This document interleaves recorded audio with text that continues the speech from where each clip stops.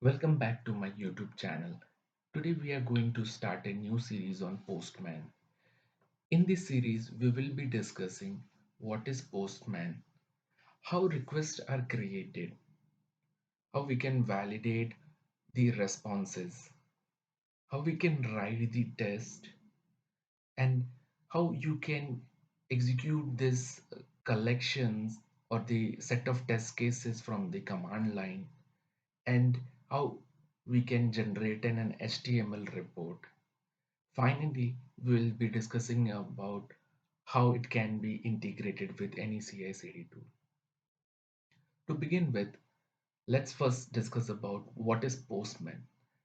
So Postman is one of the most popular software testing tool which is used for API testing. Everywhere, any company you go, there would be no person who has not heard of this tool. This tool is so popular. This tool allows developer to easily create, test, share, and document APIs. It is a simple graphical user interface for sending and viewing HTTP request and response. We can create test call collections and have Postman interact with the APIs. This tool has the ability to perform various HTTPS requests such as get, post, put, patch, and delete.